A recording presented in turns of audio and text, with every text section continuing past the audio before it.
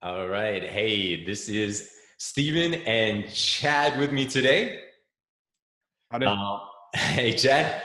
So I wanted to give just a little bit of introduction. Chad, Coach Carson, he is an active real estate investor, entrepreneur. When he's not investing, he is traveling. He's got a wife, two kids, basketball, hiking, learning. Oh man, he's even building trails in the community. Hold on, there's more. He writes and teaches at CoachCarson.com. And he's teaching you about real estate investing and how to retire early and really do what matters. Chad, is that true? Cool, man. Hey, thanks for having me, Steven. This is fun. It's fun. Always fun to talk to you, and even better when it's getting recorded. So this is cool. Yeah, I like it. I like it. Hey, now that they know a little bit about you, I want to ask just a little bit more and kind of dive into some of the fun details. Let's do it. Good. So we learned a little bit from the interview already that you played college football. I was mistaken. You were not a kicker or a punter, but you had an opportunity to try out with NFL teams. Tell me a little bit about that. How does that work? I mean, were you lifting weights for everyone? Were you tackling people for an hour? Is that what was going on? That would have been good, like tackling. Like, let's see how well you tackle, and just have some of my friends from my biology classes run out there, and you just had to like this level. I'm water boy style. But no. So I did play. I played middle linebacker for those. And for those who don't know anything about football, that's it's the meathead in the middle of the defense who just tackles everybody, and that's my job basically. It's just somebody's there with a ball, you run like a heat-seeking missile and tackle them. That's what I do. And so I got pretty good at it, actually. I started 3 years there at Clemson University, go Tigers. And I was so basically kind of like the captain of the defense where, person in the center calls the plays, sends people left and right. And so you just have to – it's a lot of fun. It's kind of like a quick chess match where you had to – there's all these different formations and things, and you have a split second to make a decision and say, go that way. And I would have to kick the defensive lineman in front of me and say, no, go that way. And so that was fun. And then when I tried out for the NFL, so I did pretty well my junior year and was projected to maybe get drafted. And, I didn't ever expect that. That was pretty cool. But then my senior year, kind of was it just continued to fall off like a cliff. We had a bad year defensively. I was getting kind of beat up and worn down, but I still had a chance to try out. And I went to an all-star game out in the East-West all-star game and got playing Pac-Bell Stadium, which is pretty cool, and practice at Stanford.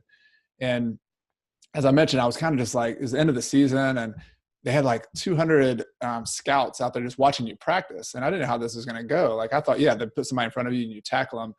But they were watching drills and stuff. So you would just do footwork drills, and they'd watch how you drop and look at your hip movement. And I remember one particular time, it was one of the first drills, and this kind of shows how it was going to go downhill from there. But I was, just doing a simple little footwork drill, and I slipped or something. My foot slipped, and I saw 30 people look down at their notepad and no, probably this guy sucks. He can't even keep his feet, or something. Oh man. So anyway, it was kind of aspirations. I did have some other tryouts where they would time you your 40-yard dash and do some stuff like that.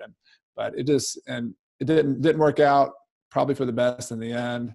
And I had a chance to go play Canadian ball, but by that time I was like, you know what, I'm just going to go pursue something different. I didn't know what I wanted to do at the time, but I knew I wanted to have some flexibility.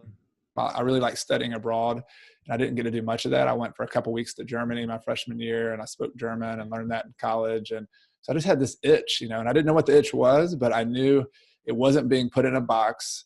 I knew big, going in the corporate world was cool, made some money, but I was man, that's just it was too much like football or military or something. Just a little confining. And the same with medical school. I was a biology major. And I thought that was really interesting, actually, because I really like science, and I like that approach to analyzing problems. But it also was a little bit confining. So you can kind of see this theme of entrepreneurship and financial independence I didn't know what it was at the time, but that itch for a little bit of flexibility and freedom led to trying out real estate investing just right out of college. And somehow it worked out. I kind of scrapped by. We can talk about that story if you want a little bit, but that that led to me being a full-time real estate investor, and have been doing that for the last 16 years. And eventually was able to build up some rental properties. I have a business partner, so the two of us built those up, and we live off the rental income. So that's the deal. Yeah, that sounds like not only a great opportunity to be in the NFL.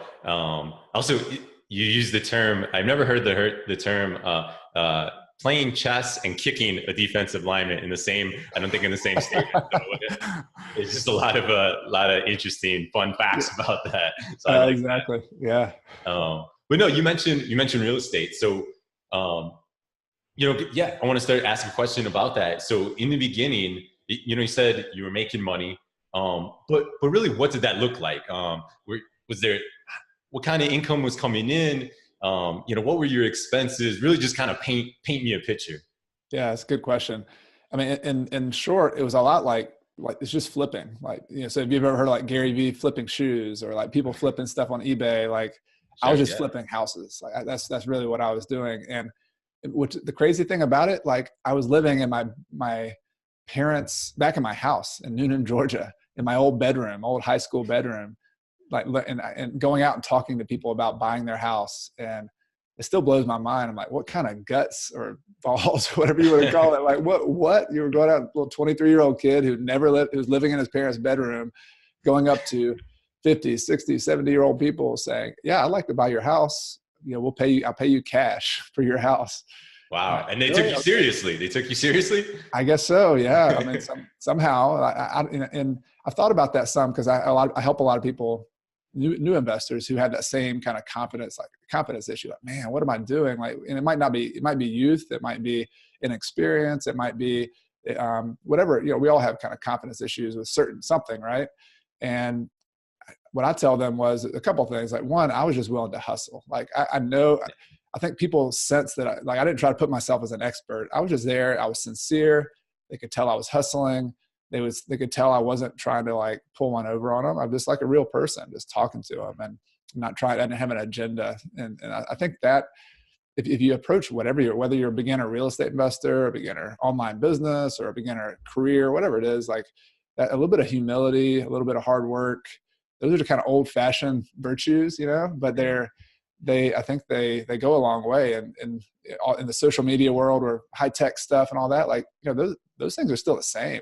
Just being an honest person. I'm not saying I've always been, perfect person, but just kind of if you aspired to those kinds of things. And I think that's what I did. I just said, I don't know that much about real estate investing.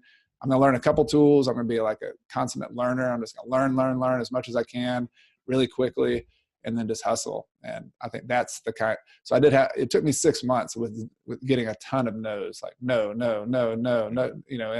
But finally, the way it looked was I was living in Noonan, Georgia. My father, luckily, fortunate for me, was a rental property investor already. And so basically I was bird dogging, looking for deals for him. And he bird dogging. Wait, bird dogging. What? Yeah, bird dogging. You don't know what that means? All right. Yeah. So in the South, at least where I came from, there's people who would train these dogs to go hunting, and they didn't know how to do anything else except for sniff out where the birds were and point. And so that was kind of like me. I didn't know anything about real estate investing other than all right, that looks like a deal. That house is vacant. Or, I would learn some little clues on maybe why a house looked like it might be an opportunity. It was vacant, fixing up. And I would just point at it. Hey, I don't know what to do with that house, but can you buy that? And they'd be like, yeah, that actually could be a good deal. And then I would make a small fee every time that this person I brought the deal bought a house. So it happened to be my father in that case. But after a year, I sort of took that same toolkit and moved back up to South Carolina, to Clemson, South Carolina, where I went to school. And that's where I sort of started. My business partner and I got started, and I knew how to find deals at that point. I was confident in that. I didn't know how to do everything else yet, but we kind of scrapped by and figured out a way to get the money and start growing from there. But it all started with that bird dogging experience and just hustling and going out and finding deals. Yeah. Hey, real estate's it's a lot of different avenues that you can get in, and that was just one way, right? Yes. But so real estate really is, it sounds like it's been a huge part of your life. But you transitioned a little bit for a brief period of time, and you were in Ecuador, which sounds like an amazing experience just from everything that I read. Um, could you see yourself going back, whether it be for, vacation or for like doing that, either doing the same sabbatical that you had, or even living there? Yeah. So my wife and I, kind of a backstory to that. When we first met, first date kind of thing, we were talking about, like, she's a Spanish teacher. She loves, Latin American culture and has traveled a lot. When her parents didn't know where she came from, because like they live in St. Louis and they're awesome people, but like them traveling abroad and going places is like not their thing. And my wife would go to Guatemala by herself and travel and travel around for 3 months, and just figure it out. It's just, that's kind of her thing. And so we both liked that when we first met and aspired to eventually do that together, and both before we had kids and after. And so we did some of that. We interspersed that kind of since we met, and did some of these mini retirements. Like in 2009, we went to South America and went to Peru and Machu Picchu, and I learned to speak Spanish there.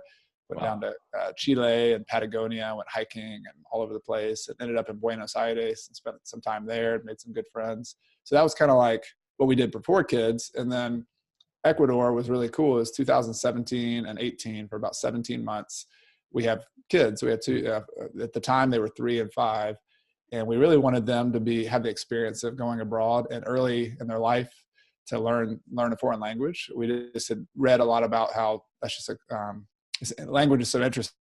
Younger kids can pick up a lot of the accent, and a lot of the their tongue is just more malleable, or their brain or whatever. So we just thought it'd be cool for them to be fluent, be immersed in another culture, and just had the opportunity to do it. So we moved to Cuenca, Ecuador, which is a town kind of up in the Andes Mountains in Ecuador. A really beautiful, old, historic town, really friendly people, and stayed pretty stable and safe. And so we lived there, found an apartment. They went to local schools every day, just like normal people. They had about 15 words of Spanish when we threw them into local schools, and they had to sink or swim. And it was just amazing watching their transformation, because my Spanish is not great. Like you told me one time your wife complimented me on my speaking to her in my Spanish, but I got to tell you, like, my Spanish is, I hack it. I try it. I've been practicing, but my kids would come home after 6 months, and it took a little while, but they would start correcting me and saying, "Papa, no se dice eso." And they would wag their finger like Latin American style, and like look at me, and I'm like, man, I'm getting corrected by my 6-year-old and my 4-year-old, and this is awesome. I love it. Correct my vocabulary and my pronunciation. And that sort of kind of typifies just what that experience was like. They had a really good transformative experience. For me, like, I'm kind of a go A-type, set goals, make it happen kind of person. And so I needed like the little slowing it down and just easy. And, I still did things, like I wrote a book while I was there, but it was, it was just more of a simple life where we ate meals together. A lot of our Ecuadorian friends, we go to the parks on the weekend. They're very family oriented. You visit with people, prioritize friendships and slow time and meals. And I think that for a lot of us in a, United States go workaholic kind of people can learn a lot from, at least I could, the money from the profits. Can I interrupt you for 1 second? It actually, it cut out on my end. You were kind of talking about how it transitioned into after the online business part. So apologies. Okay. Yeah, no worries. So I have a business partner, and the two of us started this real estate business together. And so early on, the way we made money was we would flip a house. Like, we would fix it up, flip it, or we would find a deal and flip it to somebody else, just to buy it low, sell it a little bit higher, that kind of thing. And so we sort of lived feast or famine at that point. Like, if we made 10 grand, we might take a couple thousand, 3,000 out, and then leave the rest of it in the business to pay for marketing and things like that. So it was very, like cash flow, like we come here, then have nothing for a little while. And that was the way it was for a couple of years. And one of the reasons I wanted to transition more into rental properties was more of the stability of income, because when you're living off your investments or a business, it can be stressful not having that regular salary. Like I didn't mind it, because I like the motivation of getting up in the morning and not being able to feed yourself if you don't go sell something, but not everybody, that doesn't work for everybody, particularly when you're leaving a corporate job or something with a steady salary. It's really difficult to go from that to you're 100% depending on yourself. So like, it's better to transition a little bit and have a side hustle or something where you're making some money while you're still at your job. That takes a lot more work, but I think that that kind of transition works better. And so what we did, we still flipped houses for a while, but we also started eventually after a couple of years buying some buy and hold rental properties. And early on, it was more of a short-term rental hold. We didn't have the funds and the sustainability of kind of just our business to keep stuff long run yet, because that's a very long-term kind of, you have to feed money into a deal. What we did was we would buy a rental that perhaps we would have flipped before because we bought it at a really good price, but we would rent it for a couple of years, make a little bit of income on that, and then we would sell it to our tenant, and our tenant would buy it from us. Oh, okay. And so that was kind of a little cookie cutter for us because we didn't have to have it on the market and list it with a realtor and do all that. We didn't have to have it sitting there for 6 months, not us making payments on it. We would get it filled up pretty quickly. And it was sort of a transition between the flip deals where everything's just like in and out, you're done. Now you got to go make more money. It was a transition between that and a long-term hold where we sort of started lining those short-term hold deals up, and they would start popping every month or two. And you might make like a $20,000 chunk of money or something from one of those when one of those would sell. So as we started doing that, we were able to kind of stabilize our cash flow a little bit and begin transitioning to like longer term kind of buy and holds where you start stacking up like rental income. You might have a deal that makes $200 or $300 a month. You can't live off that by itself, so you start stacking those up, maybe paying some properties off eventually, which we've done some. And so the ultimate transition was to, instead of buying and selling houses, instead of selling those short-term holds, have just like long-term hold properties that are stable, that produce really good, steady monthly income. But when you can do that, what we've done is we pay ourselves just basically essentially dividends. They're distributions from our company. Okay. And it's not like we might look at it and say, here's how much money we have coming in. Let's just use a number. It's a little bit different from this, but let's say you had $10,000 a month coming in for the business, net. And you might decide, all right, 5,000 of that we will distribute to the owners. So we have two partners. So maybe I would take 2,500. My business partner would take 2,500. We write a check every month out of the business. And then the other 5,000 we might retain and keep to save for, buying the next property, paying off debt. So that's sort of that's kind of the proportion we look at, is that okay. We want to keep some in the business for growth, distribute some for us to live off of, and then try to kind of gradually grow that that income stream over time so that our portion gets bigger and bigger and bigger. That makes a lot of sense. And I think that clears it up. Really, just taking that monthly, like you said, a dividend or a check, and having it funnel through your expenses. Because really, once you know and track your expenses, it's a lot easier to figure out things moving forward. Yeah, something you do really well when you're helping people with your financial coaching is like, it was essential for me as an entrepreneur was tracking expenses. Like personally, I didn't mention that, but like when you're buying and selling something or becoming an entrepreneur, if you don't have a really firm grasp on what your personal expenses are, like you're doomed. Like I think it can be stressful. And so it's like the foundational piece. Like my business partner and I lived really frugally. I paid attention to my expenses. I knew where the money was going. And so it was pretty cool because, like, for example, early on, I might say I'm going to spend $2,000 a month on my personal expenses. This is me single, not having a lot of overhead. And so if I made a deal where if I made a chunk of money, I made $10,000 on a deal that was my portion of it, I would say, all right, that's 2,000 times. I know my overhead, and so that covers 5 months, and so it's the foundation of your business, because your business has to feed you cash flow to survive. And and the income is important, but if you don't have control of your expenses, then, it can be out of control. It can be stressful. So as an entrepreneur, you have to be extra good. I'm sure you've seen this too, like just, when working with entrepreneurs and being one yourself, it's even when you have a salary, it's like you have a little bit of cushion, you got a little bit of, I'm not calling it insurance, but that it's always going to come in against next month. Whereas when you're an entrepreneur, you've got to really get a hold of that, or it won't work. Yeah, 100%. When I'm working with people, or in my own, it really, tracking your expenses, it takes away some of that, some of the stress It takes away, not worrying about you can worry about other things besides, your money. Yeah, You can worry about, just showing up to work and enjoying yourself. And it's such a different mindset for people. It's just so important. I think personally, for me, it is life changing.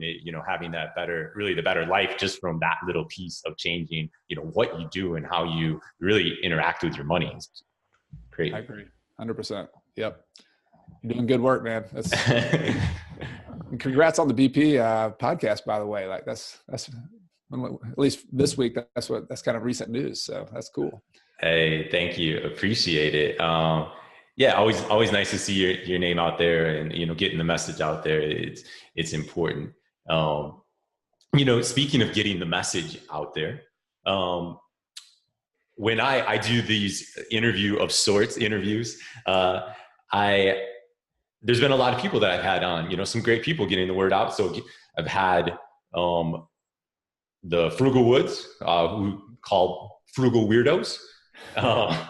We've had Our Next Life, which called the penny pinching feminist. Our friend as well, 1500 Days. He is the quirky dinosaur and beer investor. Now, I gave you an opportunity to really come up with your own. Obviously, you're Coach Chad Carson. And you went with the globetrotting basketball playing real estate entrepreneur.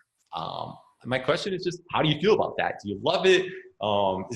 Is it number one? It was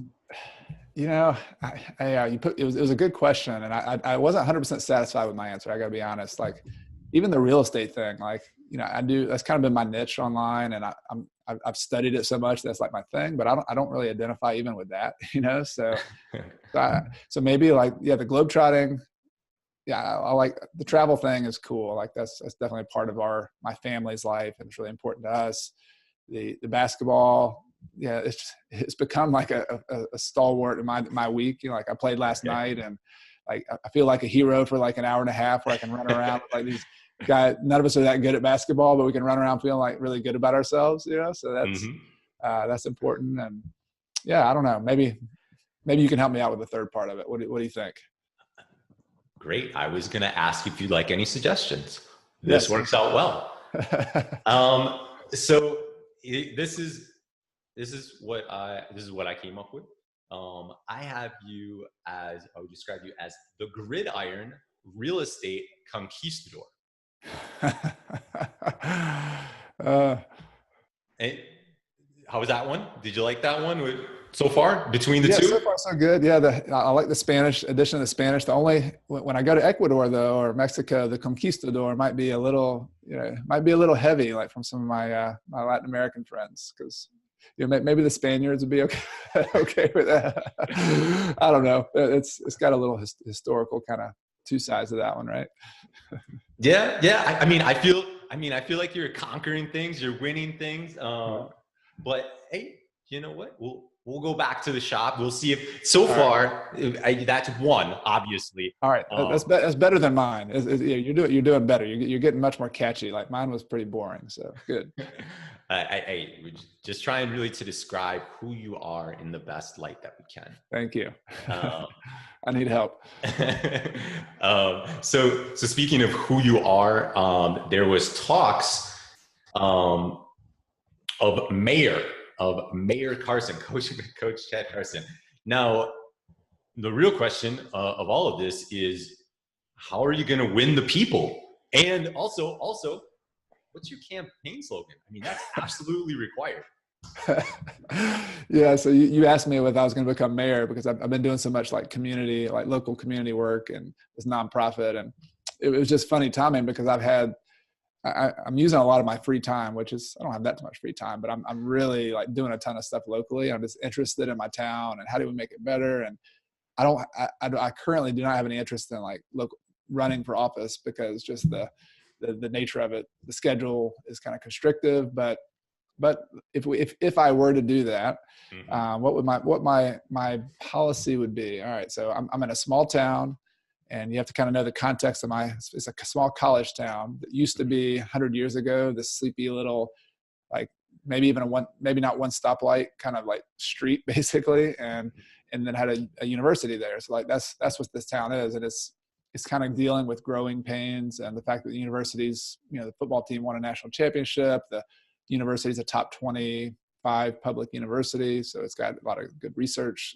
kind of things going on. I guess the point is this little tiny sleepy town in the corner of South Carolina is on the map and is growing a lot. And that's a challenge. And so I think a lot of the message I talk about in my community and try to help with is that trying to be deliberate about, how we do this, and like have a vision, like 20 years from now when our kids are the ones taking the reins, like what does this place look like? And it's sort of like financial independence and real estate investing. A lot of these where you just have to have a big long-term vision. And then you have to go get like in the weeds and very practical about, all right, how does that work? How does that happen? And so some of the, like my big thing is that the big need in our town, I think, is we have all these awesome parks. We have a lake, we have mountain views, we have a university, but like this whole town wasn't built around, it was built around cars driving everywhere. So you could be a half a mile away from something really cool from your house, and you have to cross the road and get, if I'm pushing a stroller like I used to do with my kids, I would almost get run over trying to go to the local park. And that's sounds, it's not a small thing, but that's part of like the fabric of your community is how walkable it is and bikeable. And it's where you bump into your neighbors. It's how you meet people. It's how you feel connected. And so as I've kind of dug deep into that phenomenon, it's just been fascinating to see. Like I grew up in suburban Atlanta, Noonan, Georgia, which is an awesome, small, old historic town. But it's like suburban Atlanta was just the example of like, let's just keep making highways bigger. Let's keep making roads easier to get on for cars. And it's become, sort of a nightmare driving around. Anybody you talk to in Atlanta, they will look at this experiment of Metro Atlanta driving for the last 50 years and say, this was not a success. This is not a good way to plan a city. So I'm kind of into like, how do we kind of rethink our city planning and what we're doing? And I'm totally like an amateur, but I think it's kind of my push. And I think it has so many positive side effects socially, public health, people getting out of their house and not, obesity, kind of exercising. It has to do with environmental concerns and being like smart with the way we plan our cities and not sprawl out everywhere and use resources. So it kind of hits a lot of things that are for me philosophically important, but it's very local. And I feel like sometimes I get discouraged, with big, huge national and international issues. But when you go look on your local community, there's real things like affordable housing and, the infrastructure of your town, and people need things, and the community food banks. I've just been amazed by, if you get involved in your local community, how much you can make a difference with some of the same skills we use, like social media, for example. Like our nonprofit has just been like regularly posting on Facebook and Instagram and having a social media plan, which all of us in online media do, and making blog posts and videos. But it's been like, people are like, wow, like this is amazing. Like we've gotten press and we've gotten, we haven't built anything yet. Like we don't have a trail on the ground really, but wow, happen. So that's fun. I don't know where I'm going. I'm kind of a passion lately. It's just to do that, and let my kids be able to see that. Like sometimes when you're sitting at a computer blogging, they're like, "What does Dad do?" "Oh, he types at a computer." It's like, "Oh man, that's what am I doing?" Like, so like they get to go to meetings with me and see that, oh yeah, we're trying to make this trail here that you can ride your bike on and not have to be in the road, and this is going to help people who don't have a car and need to go to the grocery store. And so it's sort of made more tangible work and making a difference. And that's something I want my kids to see too, is that you can grow up to do whatever it is you want to do, but you can contribute in a way. And they see that as an example from me and my wife and how we try to contribute, and that they don't just see us like, I work from home so they can see what I'm doing. I think that's a benefit to being an entrepreneur, is that they know what we're doing. They look over your shoulder. They're watching every single thing you do. So it sort of sets that standard a little higher. Like, all right, if that's the case, like, what am I going to be showing them that I'm doing? Am I doing something important? Am I doing it in a good way? So all of that sort of wrapped up in this whole community function, and how am I helping out the community? Very nice. Hey, I mean, All I got to do is move up, which I can buy real estate from you, cast my vote, and you got at least one, probably a couple for the family. One vote. Yes. Steven, I got your endorsement. Good. Yeah. I mean, it goes a long way. It goes a It long way, does. I'm sure. It does. You're right.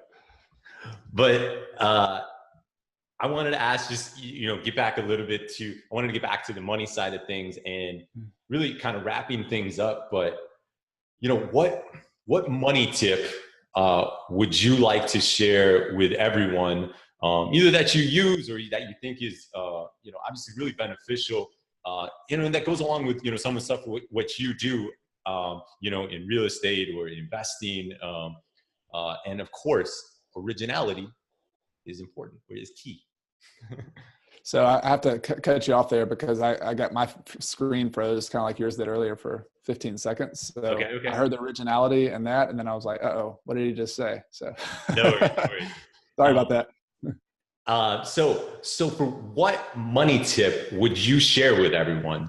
And again, it's going to your experience as in real estate and investing. There's so many wonderful tips out there, but of course, originality is key or important in this one. All right. So money tip. I think here's one. It kind of goes back to my entrepreneurship roots. Like, I think it's helpful to look at yourself as a corporation almost, or a business. Like, look at your life as a business, and that does a couple things. Like, number one, you got to take care of your finances. Like, you have to make a profit. You can't just like be in the red all the time or you'll go out of business. And so that's important. That's sort of a fundamental. But I think it goes even further. Like, I'm really big into personal development, like improving yourself. And I think if you see yourself, you personally, as like the number one asset in your whole life, like, yes, you can own stocks, you can own real estate, but like your consciousness, like who you are, your personality, your skill sets, your knowledge, like that's it. Like that's the biggest asset of all.